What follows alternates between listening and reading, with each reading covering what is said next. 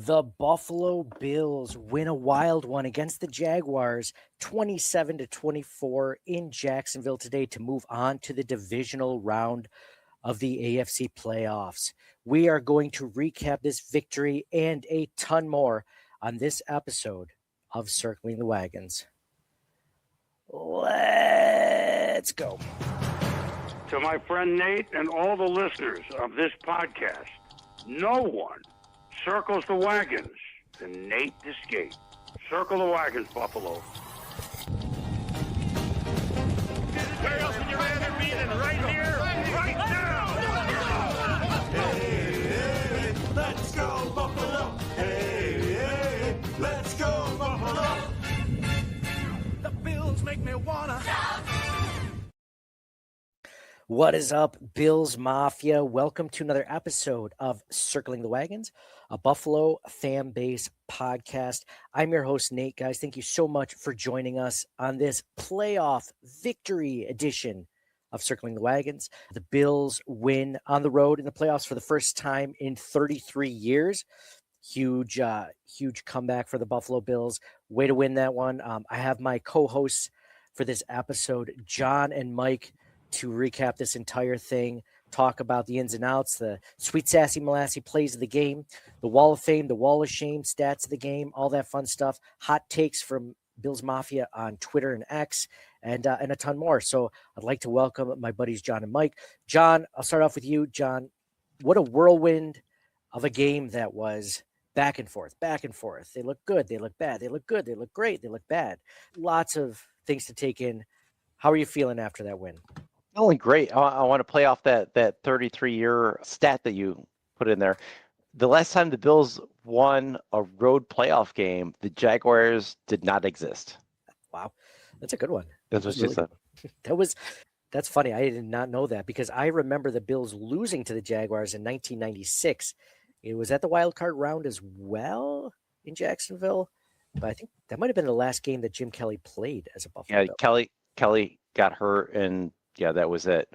Yeah, that's exactly right. The Jaguars and the Panthers were first introduced in '95. So cool. It felt revenge. They beat them the last time the Bills played them was when they ended the drought in 2017. They played them in Jacksonville that season, the playoffs. And my co-host Mike was there for that game, and the Bills got some sweet, sweet revenge after that loss. A close game from a very, very good Jacksonville team coming into this. Mike, how are you feeling, man?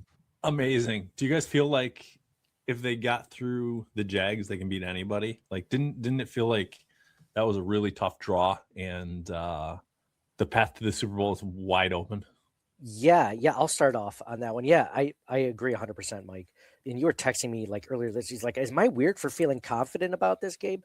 And I was like, "No." I was like, "But I don't feel as confident as you do." But this game was a tough one. I agree. It was almost like people were saying that through the national media. This is the AFC Championship game right here. Who wins this game goes to the Super Bowl. So no, I wholeheartedly believe that as well. I disagree. I think out of all the playoff teams, I think the Jags would have been my second favorite draw for the wild card after the Steelers. And I don't want to play Houston. I don't play Denver. I don't play New England. So you're a cynic, God. That's the difference. It's part of it's the playoffs, and every team is hard. But like, if I had to pick, I'd rather play the Steelers or the Chargers out of all the other teams. And Can I ask why they didn't scare you? Why the Jaguars didn't scare you as much? Why you wanted to play them? I don't know if I wanted to play anybody, but I wanted to play them. Like, after the Steelers, I think the Jags were my second choice. I think because the Bills could exploit their pass defense, which they kind of did. There were some bumps along the way and some drops and things like that, but I mean, look at the receivers. The receiver, like 204 out of the 273 yards passing was from receivers. Usually it's tight ends and running backs. Their top three receiving yardage players were receivers this game. So that did work. And the Jags aren't the best against tight ends. You would have thought that, like Dax and Kincaid, who compete, it was 6 for 58 between the two of them. Kincaid did have that nice touchdown, that they would have been more involved in this game, but they they went to the receivers this game, and it was working. Yeah, I was worried about Jacksonville's ability to stop the run. So when you look at our offense, you're thinking, well, what's the strength? It's the run game, right? And luckily, like you said, the Jaguars aren't as good against tight ends because that is the strength of the Bills' passing game. But they didn't end up needing it. So yeah, no, I was thinking this wasn't a good draw. The only benefit I think is that the Bills really, really struggle, I think, against teams with very good defensive lines and pass rushes. That's where the Bills struggle with. And if you look at the Texans, like you mentioned, the Eagles, who are no longer in it, teams with stout defensive lines. And the Jaguars have a good defensive line. I don't think they're one of the best at rushing the passer, but they're a good one. Much better against stopping the run. So that's why I was looking at this as like, this was a tough draw. This was a tough game, especially they just won the last 8 games, right, of the season. The trade for Jacoby Myers, their pass game looks better. They have a better quarterback than a lot of the teams in the playoffs.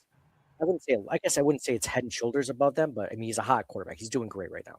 For sure. But at the same time, I wasn't the most worried about their pass game. I was more worried about their run game because Travis Etienne and Michelle, and they did have some success in the run game, but they didn't stick with it. And I think that was a coaching mistake on the Jaguars' part. They should have been doing that the whole game. Maybe they got out coached. I don't know what happened there, but I don't care.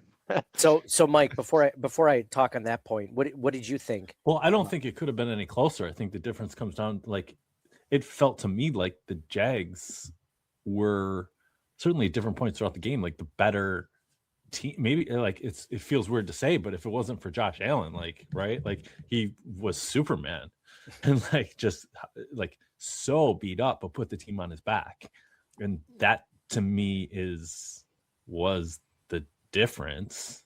The fact that Josh Allen, it couldn't have been any closer, right? And we'll get into the specific plays, but right, their kicker is the best in the league. And like I was so like the play before halftime, right? Like it was so enraging how right, you're like, oh, long pass, fine. They cannot get up and get this off. And somehow allegedly they did, like, even though we know they didn't, like that was such thank goodness he missed that kick. That was the football gods. The football gods were like, no, that wasn't right. We're gonna. That's some bullshit. Yeah, that's moving that ball all the way over. Yeah, you're right, man. But it couldn't have been any closer. And you just look at the individual playmaker, like Allen, like got so beat up, right? Like the two, and you guys probably felt the same. Like his momentum stopped, whistle blows, and then 2 Jags like fall on his head as he's bleeding out of his ear. That wasn't just me, right? You saw that too. Yeah. That was ridiculous. Like it was like a knee to the head. It wasn't even like necessary. Like he didn't get blocked into him. He just here's a little something for you. Here's an extra, huge dude falling on your head. Or like that Josh Allen scored the touchdown. He broke the plane, and then Josh Hines Allen gave him like the old shoulder drop tackle. So that's why he hurt his knee. Yeah. Anyway, God. Yeah, like hyped on his knee, and then it wasn't the Jags' fault there, but like how he smashed his hand into the helmet, right? But like how beat up can you be and still put the team on your back like that? It's wild. Yeah, Josh Allen is the epitome of that Captain America sequence, which was almost in every Captain America movie where he gets the crap kicked out of him. He's down. He just like finds a way to get back up. And he's like that's bloody. Every movie, bro. Yeah, that's every. Okay, well, this is the only one I can think of at the moment. I hear no bell. Okay, all right. I guess it's on every. All right, every good movie where the superhero somehow comes back and doesn't get defeated all at once. Yeah, so it's just like just. I think started. That's like every myth. That's like the hero's journey, right? That's every single story ever told. Anyway, yeah, it was David and Goliath. It was every. Oh man, yeah, but he just Josh Allen's toughness. I mean, we're gonna get to Wall of Fame, Wall of Shame later, but I mean that's up there for sure. John, to your point, which you said earlier about the Jaguars and Liam Cohen, like why they didn't just pound the hell out of the Bills defense when the game was still, it was always within a score. It was never that they were down by too many that they had to pass. Like that was never the case. So it was either good on Bobby Babbage for disguising coverages, thinking like, oh, we can take advantage of these looks. Or what's probably more likely is the head coach is like, I don't care. Let's throw the ball, right? Like these guys aren't that good. So the Jags should have run a lot more. Their yards per carry was so good. Both running backs. It didn't make any sense for them to not keep doing that. He even said it when they interviewed him, like after, like in between the half. They're like, "Oh yeah, we got to keep running it more," and because we had 8 yards per carry and this and that, but they didn't. I don't know if it was just like to say it. I don't know. See, that's the kind of thing that if Sean McDermott did that, Bills Mafia would be calling for his head, right? Like, you guys are running it, at one point that Tootin guy or whatever is 14 yards a carry. Like, just keep giving it to him. ETN, like, those are the two players that the Bills could not stop, and then once a drive, they like stuff them, and then they're like, well, I guess we got to pass it every down. If the Bills did the same thing, Sean McDermott would be fired tomorrow, but they didn't. So yeah, let's go into, John, to your point about everything going on. Josh Allen had a great game. Let's go into stats of the game real quick. This is a good comment by Robert Wagner. This year is Josh's Odyssey epic. I like that one. Another example of a protagonist, making it out in the end, when the odds were against him. I love it. Josh Allen, 28 for 35, 273 yards, 1 touchdown, 0 interceptions, only took 1 sack. Leading rusher, James Cook, 15 carries, 46 yards only 3.1 yards per carry. Josh Allen just behind that, 11 carries for 33 yards, 2 touchdowns, though, rushing. Leading receiver, like John mentioned, the top 3 are wide receivers. Khalil Shakir, this was insane. I didn't realize it until just now. 12 receptions on 12 targets. 12 receptions on 12 targets, 82 yards, 0 touchdowns. Where was this guy all season? Why didn't we get him the ball more often? Brandon Cooks, unsung hero, in my opinion.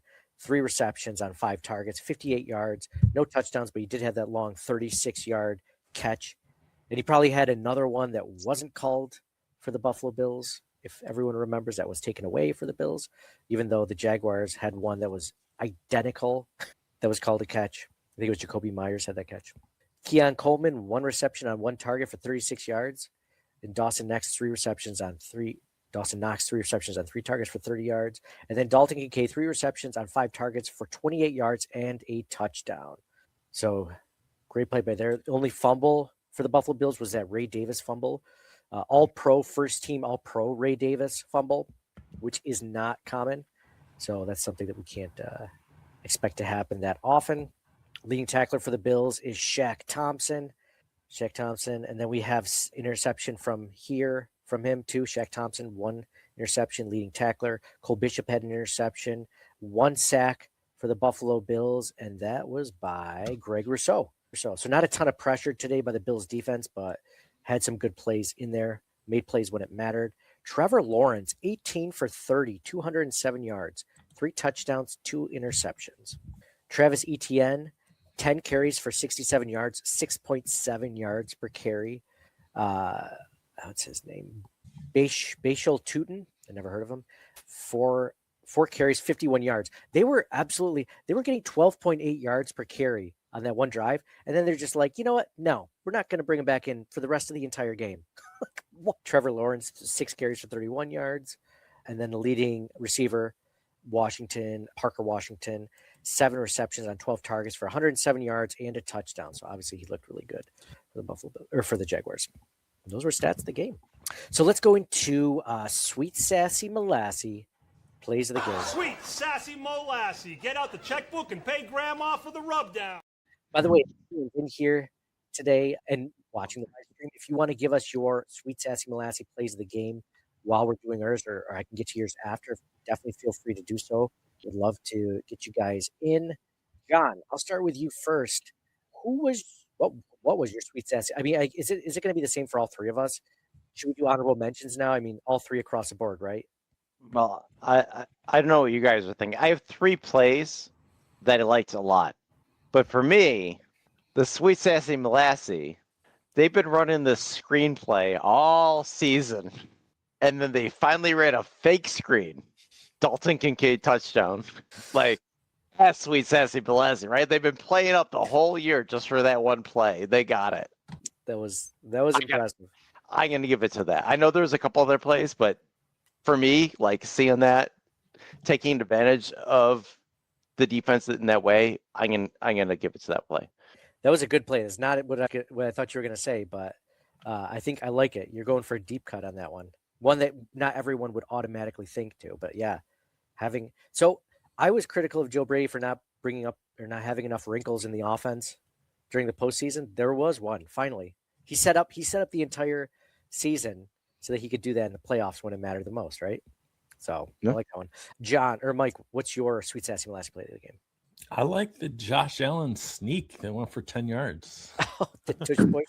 Oh man, I like it. He had another one that went for 5 yards too. And you would think this Jacksonville Jaguars defense, like they know they're gonna do it, and those couple plays, it didn't matter. No, Offensive line. I've seen it too often where a team is like Bills, right? Driving. Oh, they're gonna do it. They're gonna do it, and it just stalls out and dies, and the game's over. And like that, like, oh, are they gonna do it? And like they close that distance from where it felt like I didn't have the consternation that I usually feel between the 30 and the 5. It's like they went down there and like they did it. Yeah, that they did. that 10-yard tush push was a key. Lots of credit to Gilliam and Torrance and like the offensive linemen. Real good stuff. When that happened live, were you like, go down? Or was that it's like, as soon as he got the first down, it's like, don't drop the ball, don't fumble it. Was what I was thinking. Would you have played the final Bills touchdown any differently? Any thought to kneeling it? Like a super short, right, half yard, right? Because like, man, with their kicker and giving it back to them with a minute, like I almost trust the Bills offense. You give them three tries to get 2 yards. You have 3 timeouts, they have 0. Then giving the ball back to Trevor Lawrence with the best kicker in the league. Like if there's any way to get much. I thought about it a lot. I don't like, so I thought my first knee jerk reaction was to kneel it, but then you're losing 1.5 yards. So you don't want to give up any yardage. So then the next option is I could kneel it within a foot. So the next option is you just push kneel. He literally get pushed into a kneel. You do what they did, or run it with one of your running backs and just like stop, right? Because like they let us score anyway, right? So you could have probably just got to the inch-yard line. But there's two. I think I could have. But there's two other things. They could have either gotten a penalty or lost yardage, a false start, or maybe the Jags did try and then we lost a couple of yards, or a fumble, like any number of things. They have to score anyway, no matter what. Yeah, but we've lost with 13 seconds left. Like you're giving it to them with a minute. I thought they left too much time on. That would have been such a heartbreaking way to lose. Like Josh, like taking the ball out of Josh's hand, not taking the ball out, but right, like he's gone down, done everything and won the game for you. And then, because we didn't take another 40 seconds off, we lose. Yeah, you didn't have to kneel it down to 2 seconds, but just like one play, bring it down. You got 3 timeouts, like you said, Mike. So you do another sneak on 2nd and goal with 24 seconds left or whatever it would have been. And then you don't get it, timeout.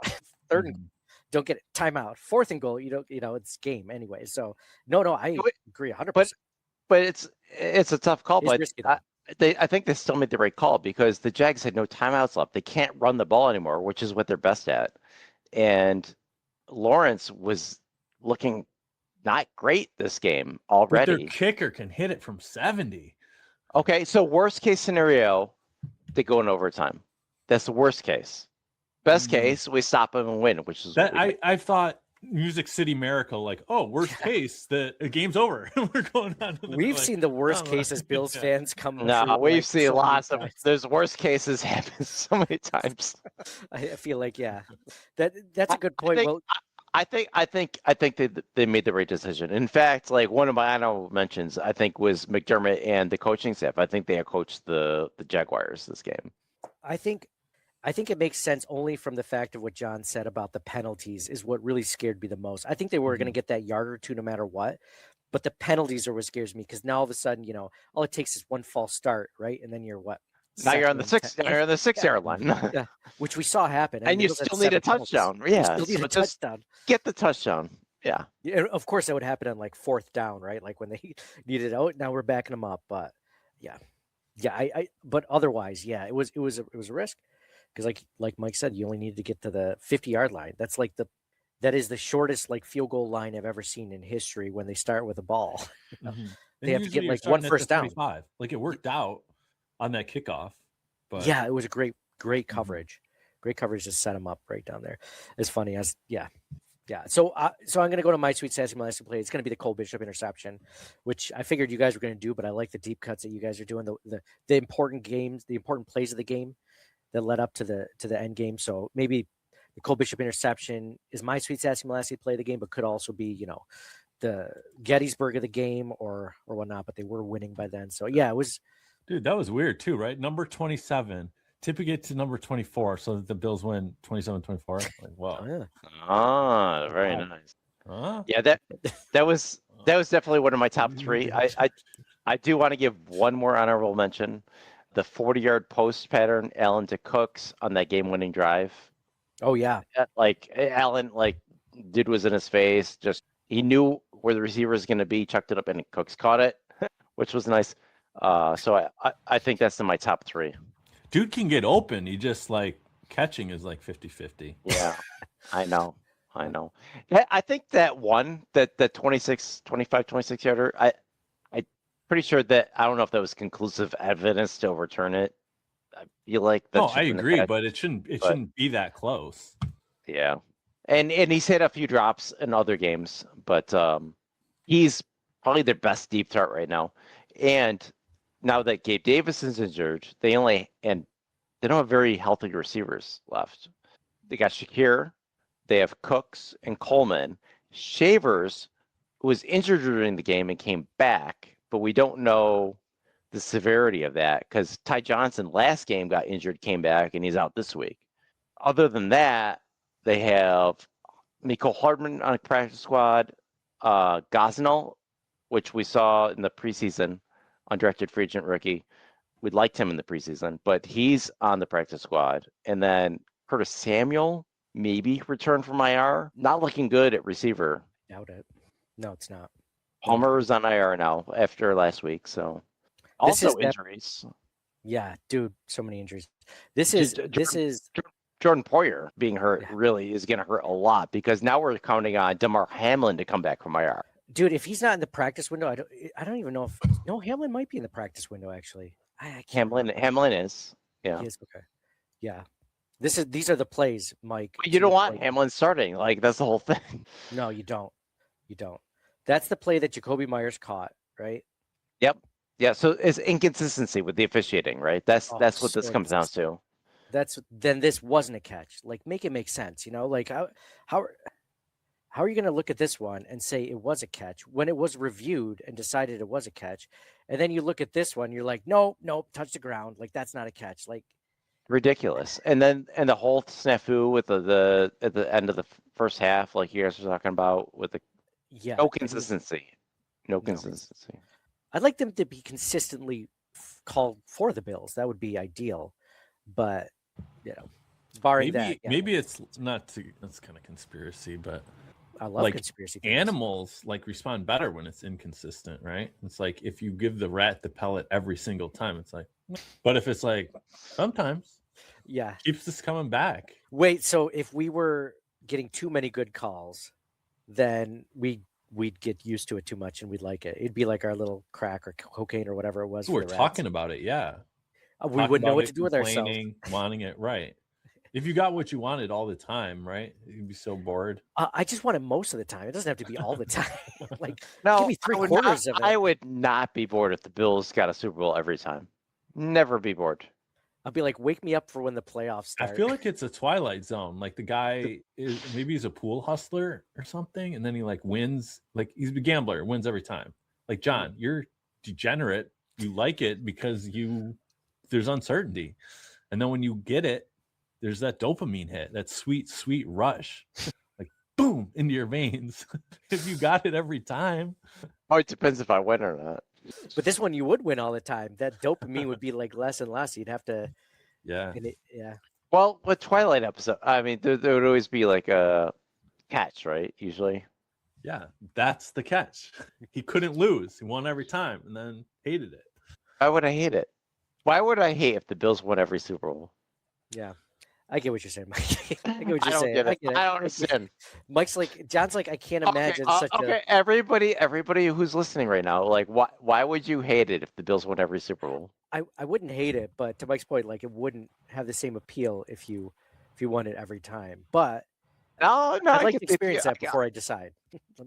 Let the Bills win the next 5 Super Bowls, and I'll decide if I like it or. Pretty sure if the Bills win the next 50 Super Bowls, I wouldn't go insane. Contrary to the Twilight Zone enthusiasts. Josh finds the cure for aging, and then he just stays like 30 years old. Well, I mean, like, whoever comes in after Josh, they can just keep winning, right? Robert Wagner says, I'd sell a limb for the Bills to win every time. So he's with you, John. Yeah, let's do it. Let's go. John's like, Joe, that's what the guy thought too, until he actually experienced it. I mean, I guess if you're losing limbs every time, that would probably not be good for you. But in general, just if that was it, like you're just winning Super Bowls with no repercussion, like other than your sanity, I don't think my sanity would suffer. Yeah, I think but as humans, we're conditioned to not be able to get used to getting what we want all the time, or maybe even like a majority of the time. So we wouldn't know what to do with it as people, as human beings, right? I think I would be fine with the Bills winning every Super Bowl. Okay, I would probably too. Like I said, I'd like to see what it's like though, and then I'll make the decision. So let's starting this year. Let's go. Let's go. This, I mean, just in general, I feel like this is a really good start to the year. Maybe this is something. I mean, John, you just mentioned the injuries, which was a huge like bring down from where we were. I was super high until you started mentioning all the wide receivers that were injured. But hopefully we can start getting more of the tight ends involved. Jackson Hawes could come on. He didn't have a catch today. Ty Johnson, I don't know if he'll be back next week, but he helps in the run game or the passing game as well. We're just gonna have to be more creative. That's what. Hey, if Joe Brady wants that head coaching gig in Baltimore, got to make it work. And then we're talking about like, when is Bernard going to be back? When is Harrison going to be back?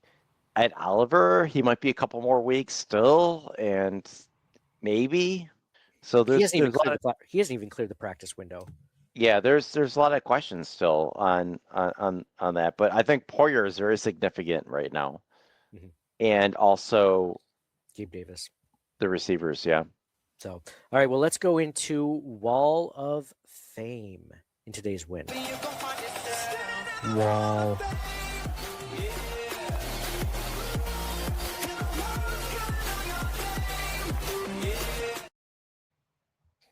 All right, I'll start off this one. Obviously, going to put Cole on there.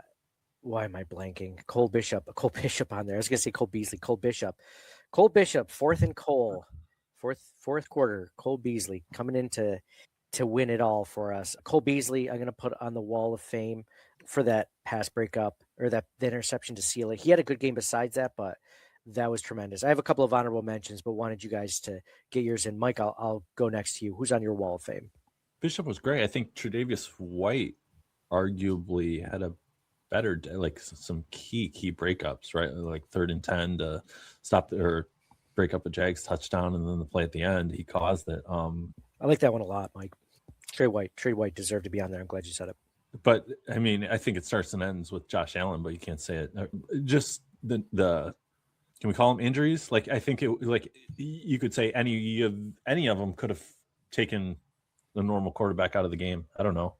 Yeah. Anybody else? I don't know if we win the game. There were at least 4 different injuries I counted today that they mentioned. At least one was the foot injury going into this game, and then he had the potential concussion, and then he hurt his finger on throwing the ball, and he hit Osiris Torrance's helmet. And then the last one where the hip tackle I mentioned, or hip drop tackle, where his knee got hurt, and he played through it, man. Agreed. Josh Allen's toughness was on my list. Mike or John, what about you? Wall of Fame. So I have 4 honorable mentions, but I'm going to do my Wall of Fame first. And it's Josh Allen. 20 of 35, 80% completion percentage, 306 total yards, 3 touchdowns. And as you guys are talking about, he got his head smashed, he got his hand smashed, he banged up his knee. He's been playing a bum foot. Legendary, complete warrior. Josh Allen is the Wall of Fame. For my honorable mention, Shakir, 12 targets, 12 catches. super reliable, yards after the catch. Shaq Thompson, all over the field, stuffing up runs, got the interception. Trey White, lots of passes defense. He like Trey White of old, looked amazing. And then Prater, 5 for 5 on his kicks, including a 47 and 50-yard field goal. Those are all key. So that's where I'm at. Yeah, those were good ones. John, I didn't even think about Matt Prater. I mean, I thought about it, but I didn't, even write it down. It just, came back after being injured for a few weeks now. Yeah, when it mattered the most. I love it. I like how Robert Wagner says over on YouTube, we do not deserve Josh Allen. And I think about that constantly. How many of those injuries would that knock a lot of other quarterbacks out from? At the end of the game, he's like, no, I'm fine. I'm good. He says that in the, press conference at the end of the game, oh, I'm good. We're fine. We're moving on to next week. And he's in a ton of pain. He'll not let you know that. But yeah, he's a warrior. Mr. Big comes in. He says, thank the Lord you for think helping. he's in a ton of pain? But he's not letting us know that. Yeah. Like a prey animal? Yeah, because if they limp? Like if they show weakness, like then you'd be singled out and attacked. Yeah. Oh yeah. That's what you're saying? Yes. Yeah, he does not show. I don't know. He's just tough, man. He's just tough. All right. So that was Wall of Fame. Now I thought he truly didn't. Like he's huge. Yeah, and powerful. He just regenerates. Superpower, like Captain America and every other protagonist or every other hero in every other movie that's ever been made. I'm trying to think of the first movie ever. Just thinking about biblical reference. I'm trying to think of like the first stories ever told. I'm like, Jesus, everyone thought he was down and out. He came back. He's done for. He's done. He's gone. He's out. No way he's making a comeback. 3 days later. Anyway. Every story, man. Every story. Yeah. All right. Let's go into Wall of Shame. Shame. Shame. Shame. Shame. Shame. All right. Wall of Shame. Mike, I'll start with you on this one. Do you have any Wall of Shames for this win? Darius Slay and Philly watching the Eagles get bounced.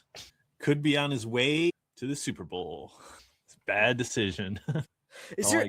I love that one. I love that one, Mike. I have not thought about Darius Slay in a few days. What is there any way though? He's just like, all right, fine, I'll play. They get to like the AFC Championship game or the Super Bowl. He's like, fine, I'll play. Like, or the Bills just be like, no.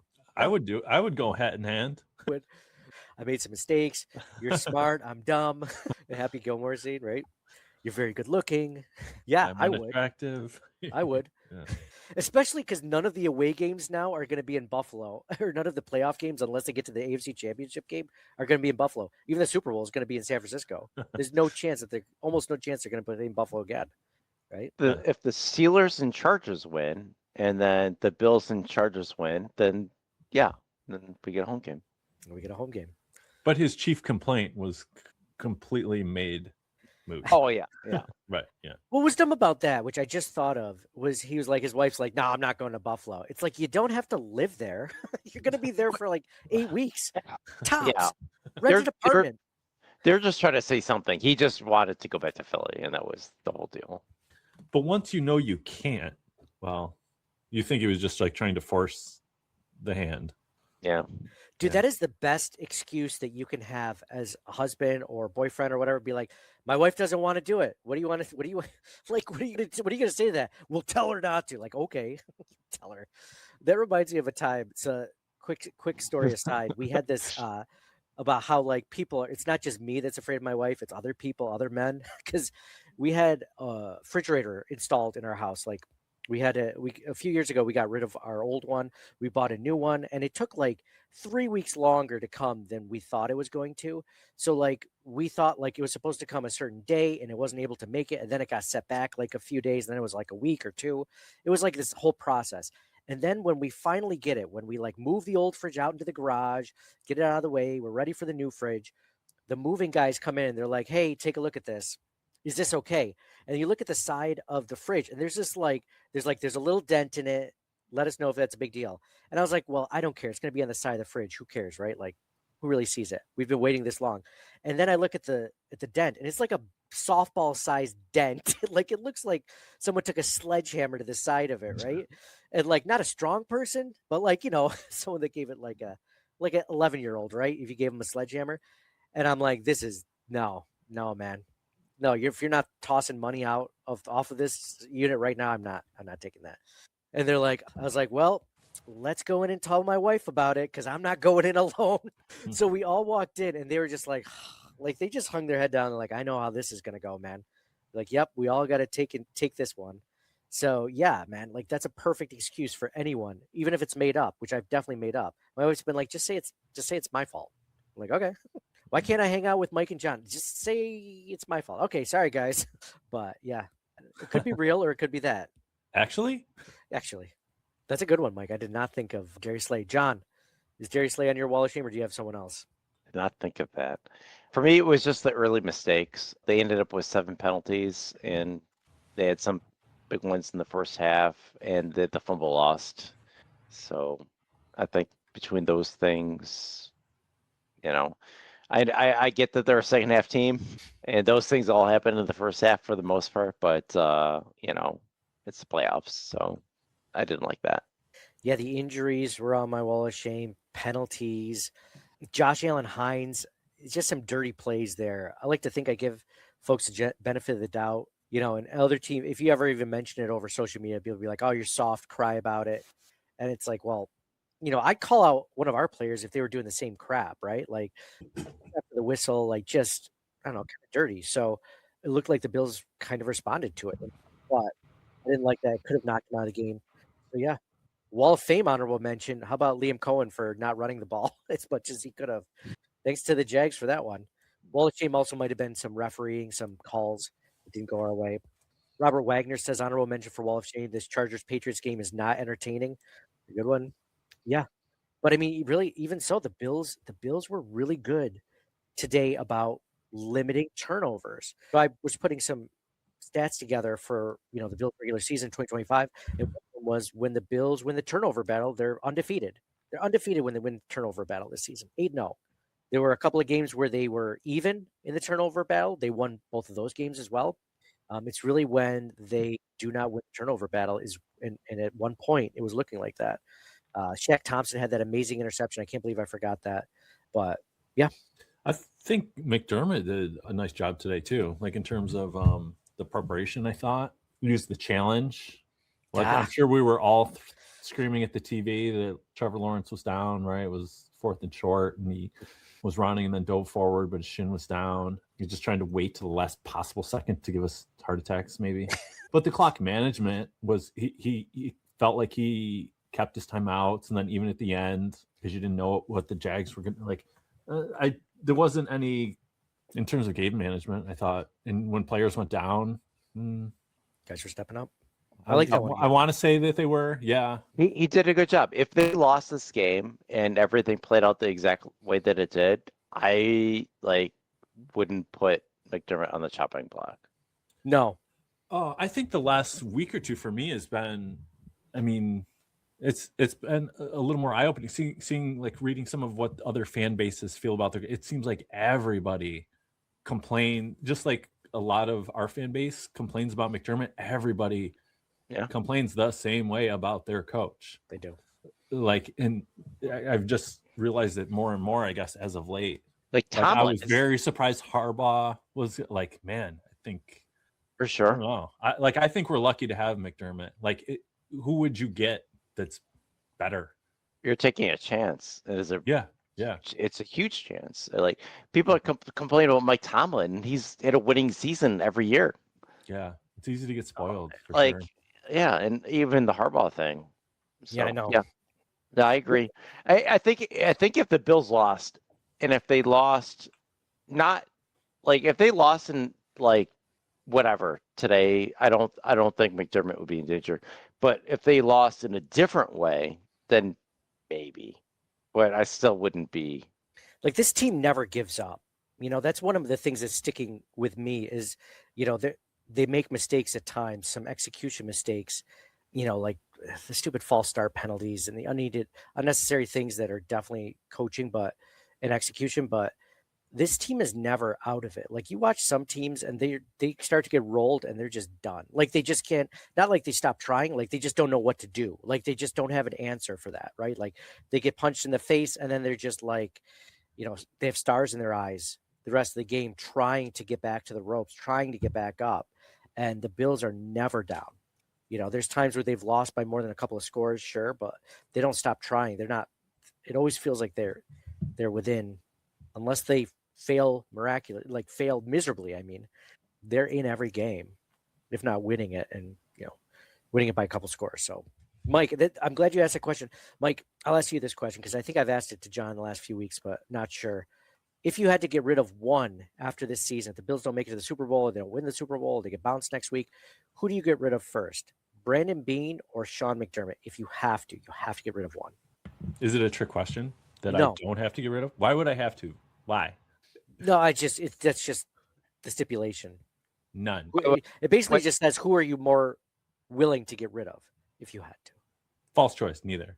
All right, never mind. All right, we're going to move on from this one. Let's go into. I think right. Like, there's a lot of dependencies on this. Like, are they out next week, or they move on to the AFC Championship and then they're out? Do they lose? Like, what are we talking on here? I think unless something drastic happens, you kind of have an idea of who you like more on this team, the front office or the coaching staff, right? So McDermott or Beane.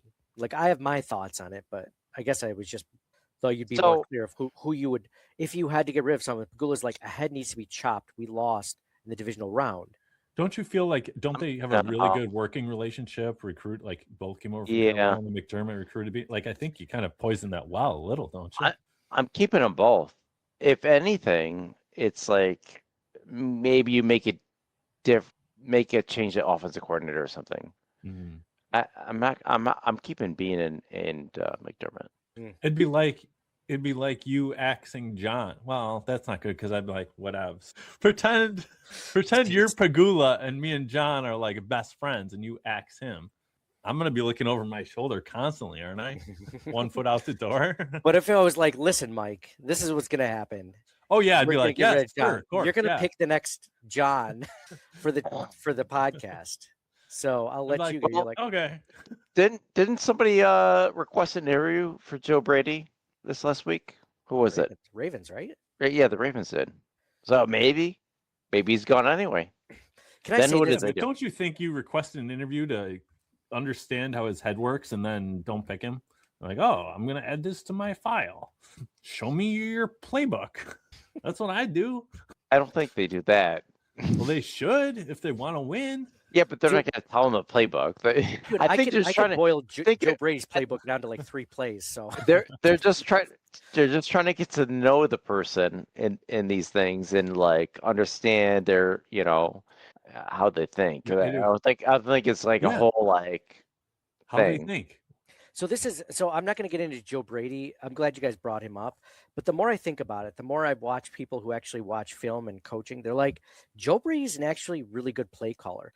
One of his biggest deficiencies is his personnel.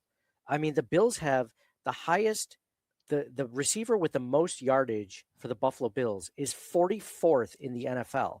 Now, whose fault is that? Is that Brandon Beane's fault for not getting the Bills a better wide receiver? Or is that Joe Brady's fault for not getting more out of his wide receivers? I used to think it was Brady. Now I'm starting to think it's Beane's fault.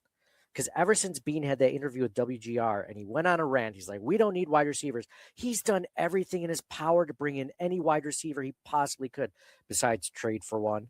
Like he brought in Elijah Moore right after. He brought in Brandon Cooks. He brought in, Gabe Davis. Like he's just bringing up whatever he possibly can.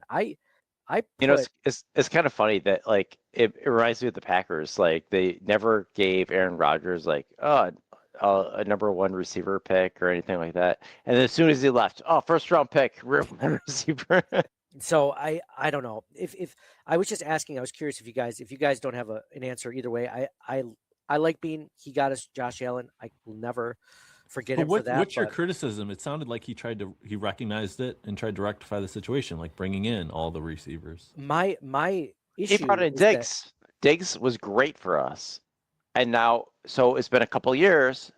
We just haven't replaced that yet. So he's done good things at receiver. I think They took a shot at Coleman, not working out. So I would say that you're not gonna hit every time, but this next year they gotta hopefully hit. what has he done good at receiver though since Stephon Diggs?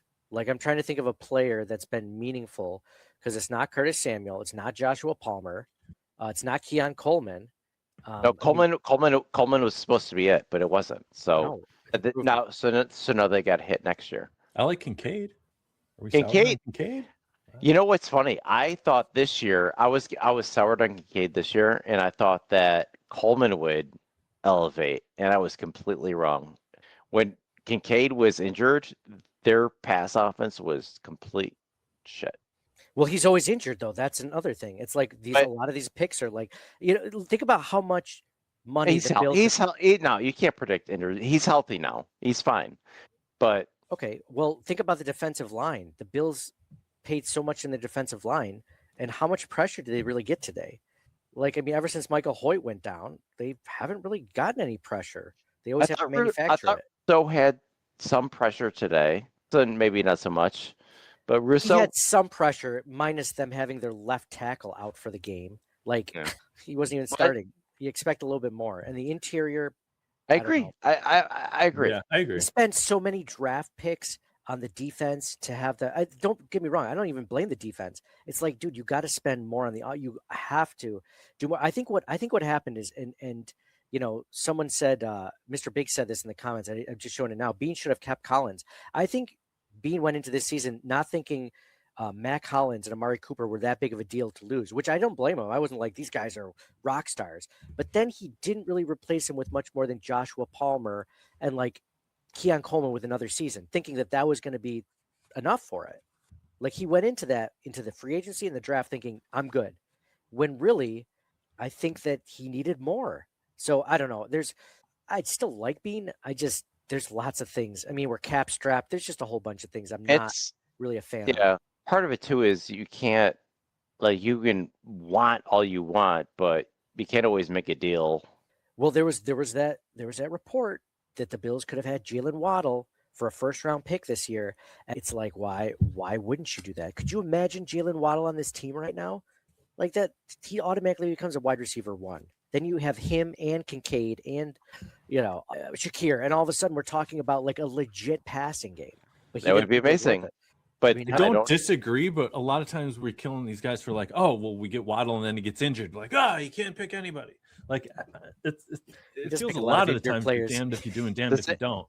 Just what you were saying about the defensive players, like Von Miller and Joey Bosa, they're all always injured all the time. Well, you pick a receiver, do the same thing. Like, you have to pick your battles with this thing. Like Jordan Poyer, when they first got Jordan Poyer originally, he was injury prone, and same thing with like Hyatt. I think he had an injury, but it ended up working out really well for them. Sometimes it doesn't work out. They pick up Von Miller. He's injury prone. Oh, it didn't work out, but they take those chances, and I can appreciate that.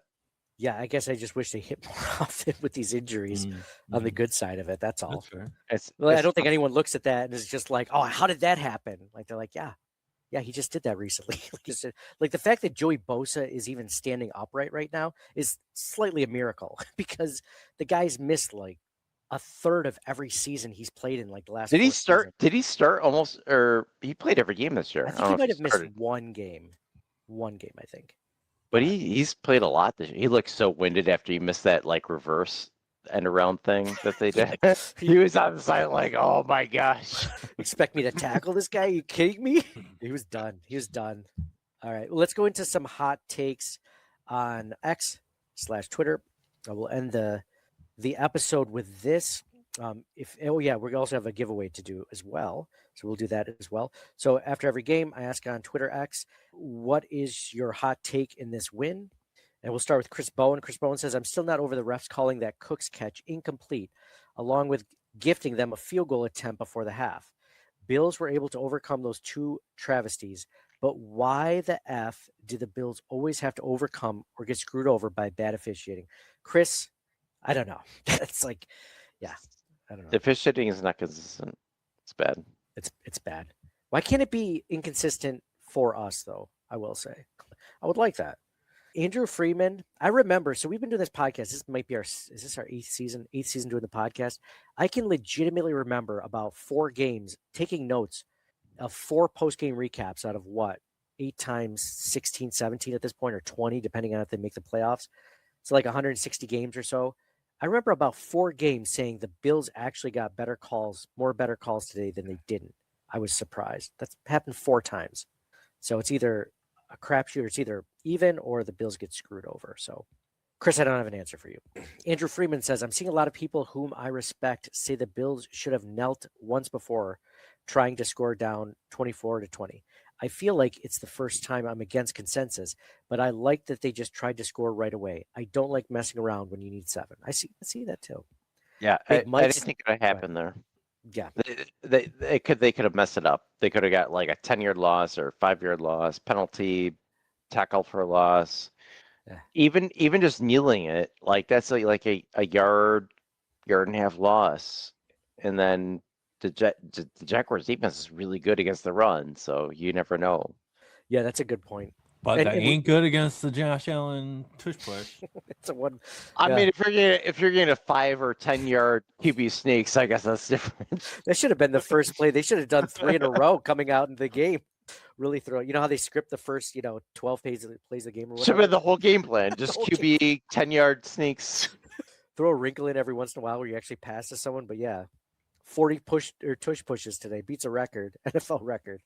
We were just talking about firing personnel. Imagine if the Bills did kneel it down and they ended up like fumbling it or not getting the touchdown. Like who would give? I mean, there actually might be a firing in Buffalo if that happened.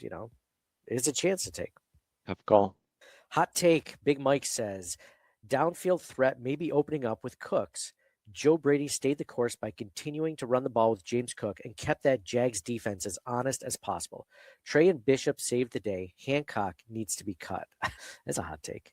About Hancock being cut, I don't know. He's a rookie. I give him the benefit of the doubt, but yeah, he's not a great game. But that being said, he's going to get a whole week now, potentially, first team reps. So that could help.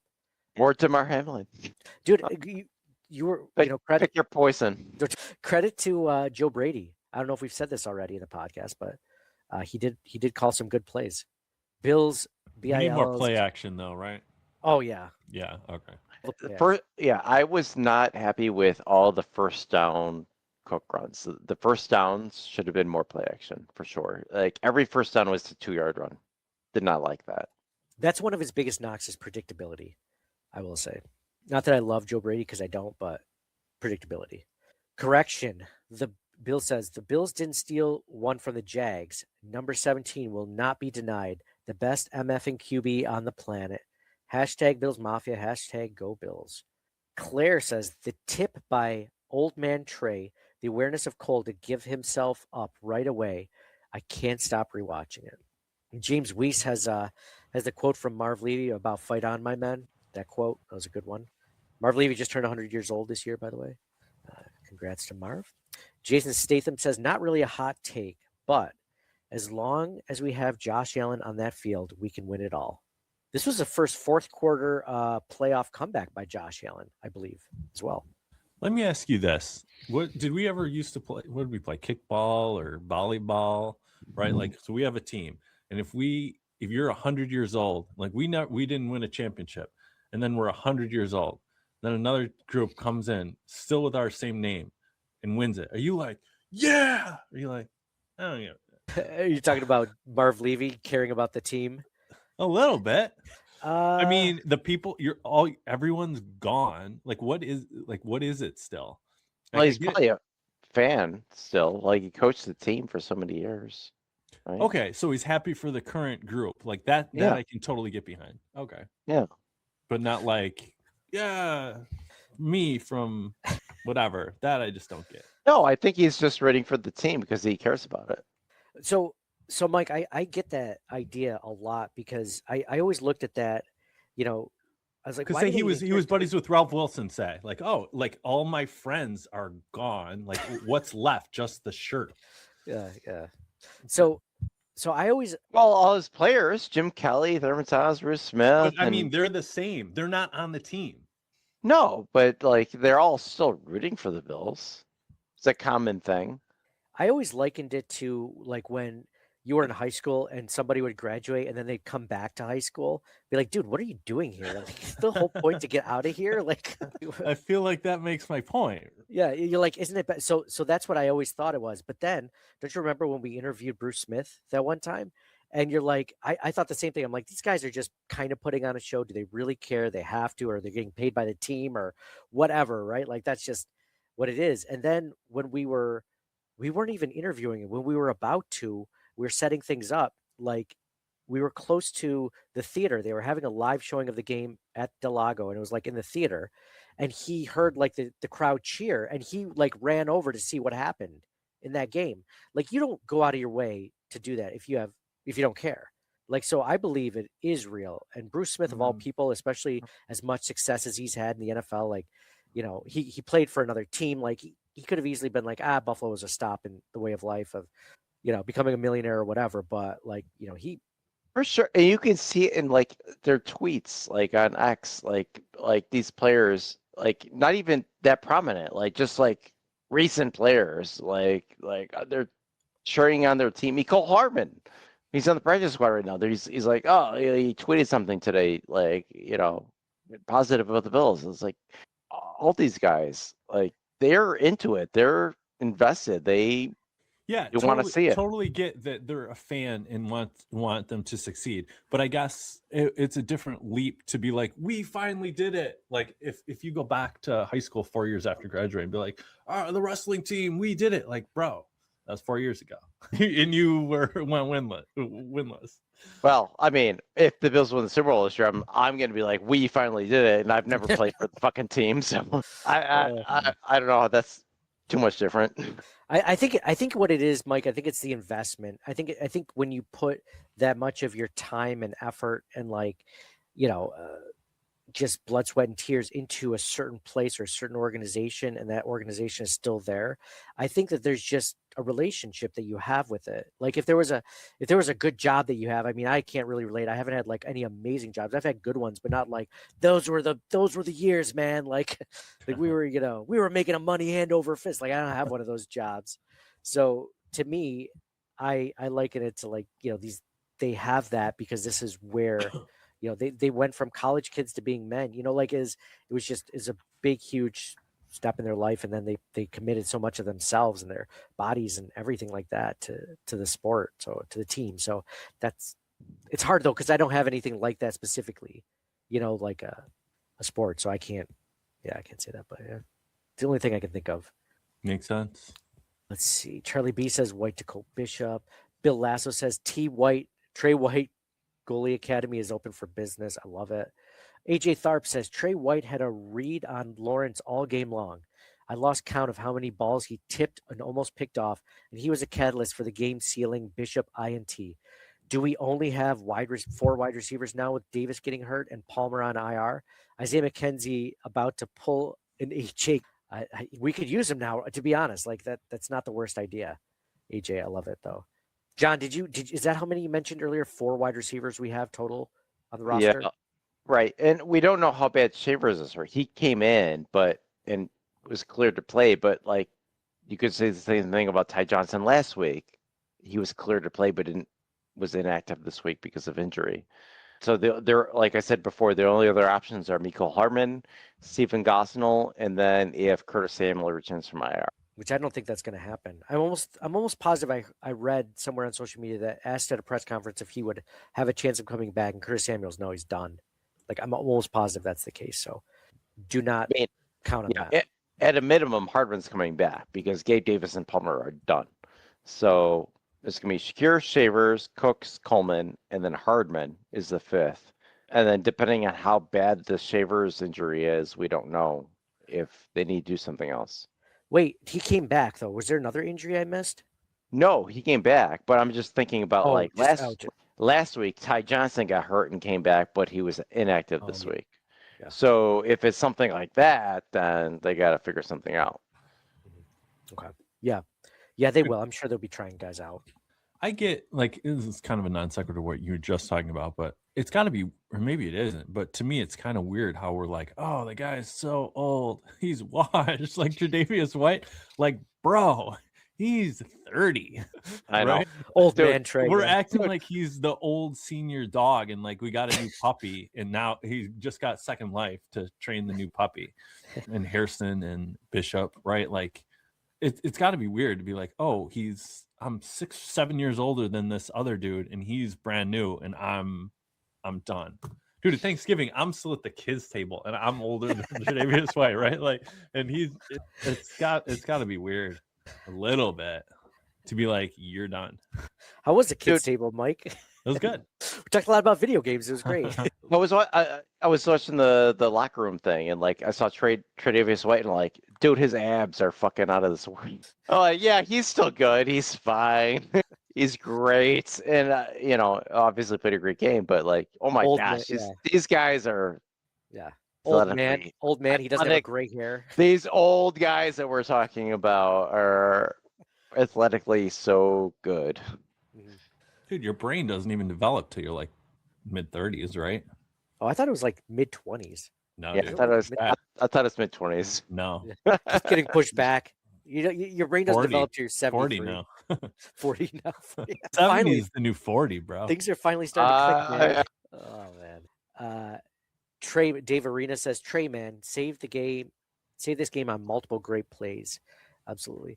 Buffalo Bills 439 says they don't even have enough bodies to fill a 53-man roster next week. That's another thing. Another thing that the Bills overcame besides injuries during the game was injuries before the game. And the Bills were way more injured than the Jaguars were this game. They're probably way more injured than every team going into the postseason. So one of the reasons I wasn't as confident in the Bills team has just been the injuries.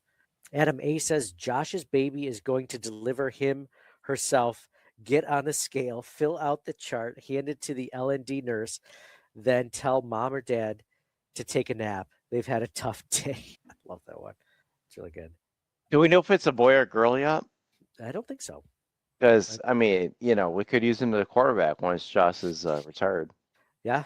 You think that happens though? Like, unless Haley is like super athletic, don't you think, it's just like Michael Jordan's kids aren't all NBA players because you have to have like, NBA genetics all the way across sometimes, It depends. You got Archie Manning who had Peyton and, there's things that can happen. Maybe he picked his wife. She was like a track and field star or something like that. Like something where she was just like the top athlete in whatever category or whatever. I don't know. Like You never know. You never know. Amusing. Prayer's wonderful. Says hot take is we should have had at least 5 picks. Yeah. Don't disagree with that. Bill's defense gave the Jaguars problems. Trevor Lawrence problems. Barney says, "Did you guys know Michael Jordan's kid dated Scottie Pippen's wife?" You told me that once. That's crazy. All right, that's all. That's gonna be creepy as heck, right? It is. Scotty is always second, always playing second fiddle. He's never the Michael Jordan, even in his own life. It's sad. Always, never getting the good contract, never getting the most points. Oh man. You're like maybe his wife saw that. His wife saw that too. She's like, "You're always number 2. You're never the best out there." Barney says, "Tough win." Allen took what the D gave him. Speaking of what the D gave him, Allen took what the D. Lawrence Little with shakes. Playoff experience is a real thing. Jags D is great. That was another thing. It was, the Bills definitely had that in their favor. That's what makes me the most confident going into the rest of the postseason is besides Aaron Rodgers, Josh Allen is by far the quarterback that is the best of the group that has the most experience in the playoffs. It's not even close. Besides Aaron Rodgers, of course. Speaking of guys with gray hair, he's like the only one in the NFL that has gray hair. It's just like, oh, that's relatable. That's nice. All right, cool. Jared Cooper says that the Bills lost the call to go for the touchdown on 1st and goal at the 1 with 1 minute left and Jacksonville out of timeouts would be a fireable offense. Oh, well, Jared just answered my question I put up earlier. I heard Aaron Rodgers got married. Oh, did he? Yeah, but nobody's met her or seen her. That sounds about right. Sounds about right for you. My fireable offense would have been McDermott not challenging that play early in the game. Oh. If he didn't do that, I would have fired him on the spot. Yeah. That would have been it for me. Yeah, I'd have come down from the owner's box and I would have I had to get down there as quick as possible. If they had to make a a wave of like, a cart and just like bring it right on the field in a timeout, and just like take his ass. And I love McDermott, and I'm not saying I'm a proponent of him, love him, but that one challenge, if he didn't do that, I would have been really mad. Well, you could argue they would have lost the game if he didn't, right? Yeah, they were it was like a 7-point thing, and versus us getting the ball. For sure. Rob says, my take, the head coach hasn't learned clock management. That's my take. They won in spite of the ineptitude of the head coach. You win or lose on razor-thin margins, and this coach hasn't learned his lesson. I don't know about that. I think he's learned a lot. Dude, remember McDermott used to use timeouts like they were just, I don't know, like they were just handing them out, right? Like his Gatorade bottles on the sidelines, just like, yep, another timeout. Like he used to do that nonstop. No. He's got much better. I think he did a good. It was a good game for McDermott. Yeah, agreed. That is a hot take because I don't agree with it. I think it's pretty bad. Dan, Justin says Trey White better get a ball. I love this one from Tom Dunn. Matt Prater is better than Cam Little. Nice. Prater didn't miss one. Dude, I was so but Cam Little is more afraid of Cam Little than Trevor Lawrence this game. How messed up was that? Yeah, crazy. Matt Prater is the Michael Jordan of this game, and Cam Little is the Scottie Pippen. Wait, Matt Prater is either Michael Jordan or Michael Jordan's kid. Dan says Jags are dirty and the fans talk a lot of crap. In Josh, we trust. All right, cool. Yeah, the Jaguars definitely had a lot of good physicalness after the play in this game. Yes, absolutely. So let me do our quick winner of the Taron Johnson signed jersey. Man, I'll have to see if I can get a hold of a Cole Bishop signed jersey. Sometimes you don't know if at the beginning of the season, man, 2 Cole Bishop's credit at the beginning of the season, everyone wanted him benched. Nobody wanted him to start. They all thought he was terrible. Is he going to get cut? Is he going to get, what's going to happen? And he has had an incredible season coming from that to where he is now. I disagreed with that take. Yeah. I disagreed. I thought it was way too quick to do that. But I mean, just think that was a lot of the rumblings, and I don't know. Look to see where he's come from. The same thing could be said. Remember, everyone wanted Spencer Brown, benched, and look where he is now. Like there are players that overcome a lot of the issues they have early on, and they make up for it, and they become really good players. Like, to me, that's coaching. So, but whatever. What do I know? So if you are interested in getting in for these giveaways, this one's a signed Taron Johnson jersey giveaway. Just leave us a review on Apple Podcasts or on Spotify, and just DM me the picture of that so I can get that. And then also, if you leave some comments during the live stream, I've already gotten a few in since this. Robert Wagner was in a bunch of times. I already got Big Mike in, already in the past. So yeah. So if you guys want to do that, definitely get in there, post during the live stream, and we'll go from there. So the winner of this one is Stu McAllister. Stu McAllister just won one recently, like I want to say 4 or 5 weeks ago. Stu's bringing it in. So yeah, once you win, you're not off the list. You can keep winning over and over again. So we'll do some more of this. We're going to do another one next week. I don't know if I have a signed jersey. I'll see if I can find one or buy one off eBay or something for the next show. Cause sometimes you don't know if you're going to keep winning, the Bills are going to keep going on from there. You never know. So, okay, cool. Thank you guys so much for being a part of this. Thank you guys for being part of one of our best live streams ever. Thousands of people came in to watch, to be a part of this, to hundreds almost came in and gave comments. I didn't have to get time to get to all of them, but they were all really good. I'll get you guys into the section so you guys can watch again later to get a giveaway, and then you just have to listen and pay attention, and you'll get it from there. Last week, Charlie won, and he was watching it live. So he was DMing me. He's like, that's crazy. So good for him, for Charlie. Thank you guys all for listening. Thank you guys for all being a part of this. Really excited to talk more Bills with you next week. So signing off for John. Nobody circles the wagons like the Buffalo Bills. Nice. Mike. Go Bills. And for me, Nate, do good, be good, God bless, and go Bills. We'll talk to you guys again next week. Thank you for listening to the Circling the Wagons podcast. Download and subscribe to us in your favorite podcast service. Email us at ctwpod@gmail.com. That's Charlie Tango Whiskey Pod @gmail.com. Follow us on Facebook and Twitter @CTWPod. And most importantly, go Bills! Nobody circles the wagons like the Buffalo Bills. Nobody circles the wagons like the Buffalo Bills, Nate. Well, listen, the whole show is called Circling the Wagons. Say no more. I love it.